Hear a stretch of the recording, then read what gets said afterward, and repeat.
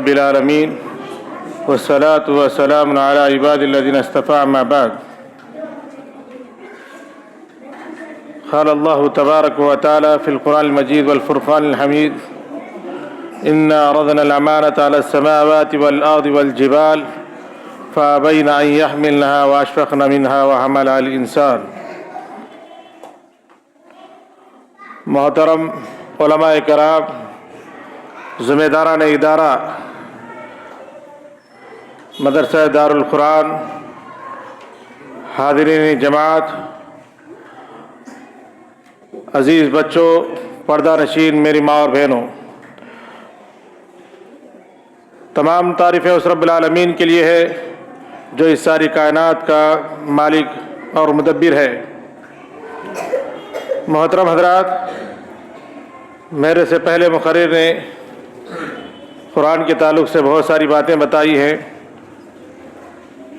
قرآن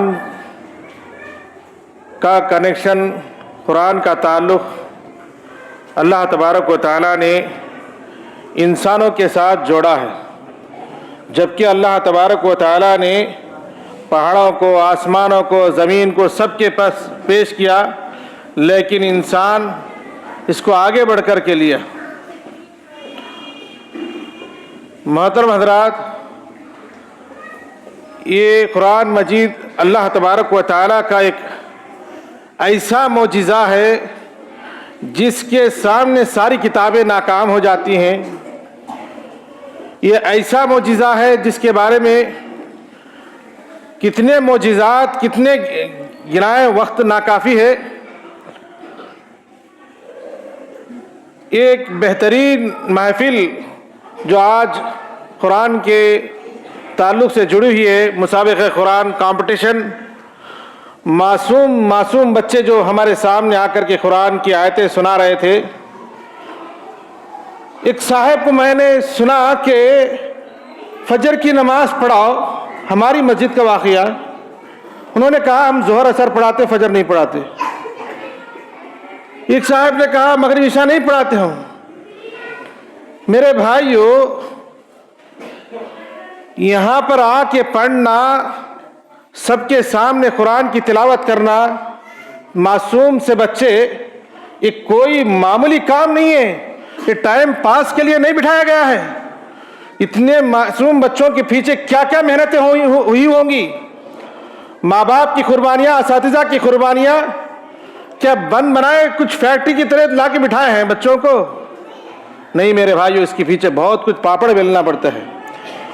آج ایک مسابقہ تھا کرنول میں، ہمارے نعمان مول صاحب کی لڑکی تھی، وہ عین نام جب آیا بچی کا، وہ بچی فنک ہو گئی، معصوم سی بچی، وہ فنک ہو گئی اور پڑھنے تیار نہیں ہو رہی ہے۔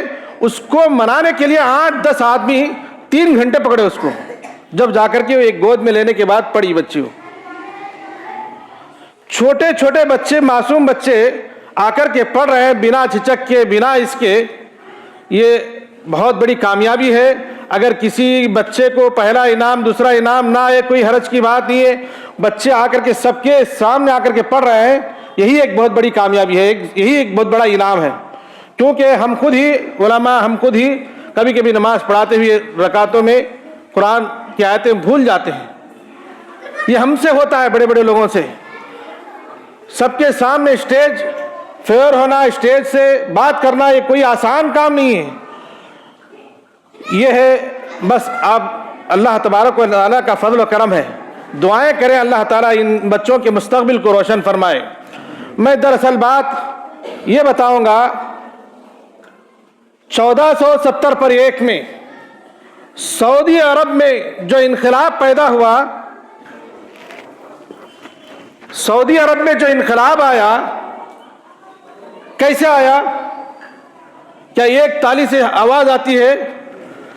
1470 پر 1 میں محمد بن سعود جو وہاں کے بادشاہ ہیں، وہ اور محمد بن عبد الوہاب نجدی، ان دونوں کے درمیان ایک اگریمنٹ ہوا کہ ہم کلمہ لا الہ الا اللہ کی بنیاد پر ہم کام کریں گے، کتاب و سنت کے نام پر ہم کام کریں گے، کتاب و سنت سے ہٹ کر کے ہم کوئی کام نہیں کریں گے۔ محمد بن سعود بادشاہ ہیں اور یہ محمد بن عبد الوہاب عالم ہیں، دونوں کی محنتوں سے اللہ تبارک و تعالیٰ نے سعودی عرب کو ایسے اسلام کا مرکز بنایا، اور پھر وہاں اللہ تبارک و تعالیٰ نے ایسے خزانوں کو اللہ تعالیٰ نے جاری کر دیا۔ اس سے پہلے ہندوستان سے چندہ جاتا تھا کعبۃ اللہ کے نام پر، مکہ کے نام پر ہندوستان سے چندہ گیا ہے اس سے پہلے۔ جب اللہ تبارک و تعالیٰ نے ان کو دولت دیا تو ان کی دولت سے ساری دنیا میں آج اسلام کے نام پر تقسیم ہو رہا ہے۔ میرے بھائیوں، یہ جو محنت کر رہے ہیں علماء کرام گاؤں میں مدرسے کے لیے، مکتب کے لیے، اس کے پیچھے کیا کس کی ذمہ داری بنتی ہے؟ کیا ہم